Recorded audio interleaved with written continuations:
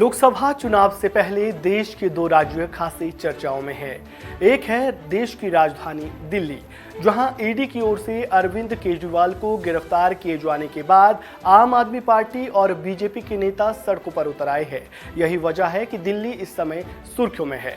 तो वहीं दूसरा राज्य है हिमाचल प्रदेश। हिमाचल प्रदेश में हुए राज्यसभा चुनाव के बाद प्रदेश की सुक्खू सरकार पर खतरे के बादल मंडरा रहे हैं।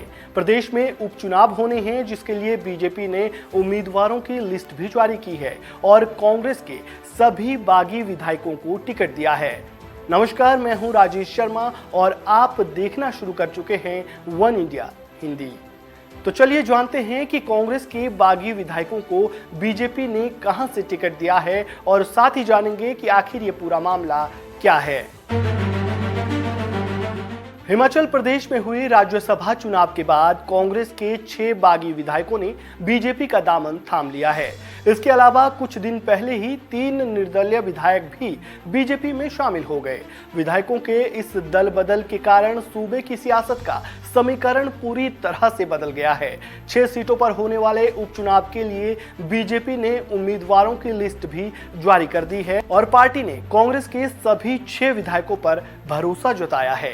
बीजेपी ने जो लिस्ट जारी की है उसमें सुधीर शर्मा को धर्मशाला से, रवि ठाकुर को लाहौल स्पीति से, राजेंद्र राणा को सुजानपुर से, इंद्रदत्त लखनपाल को बड़सर से, चैतन्य शर्मा को गगरेट से और देवेंद्र कुमार भुट्टो को कुटलेहड़ से टिकट दिया है।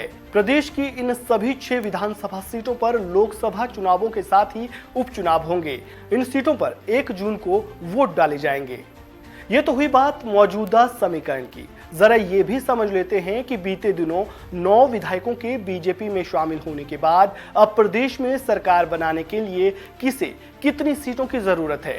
हिमाचल में सत्ता में बने रहने के लिए जहां कांग्रेस को बहुमत के लिए सिर्फ 1 सीट जीतनी होगी, तो वहीं बीजेपी के सामने 9 सीटों को जीतने की चुनौती है।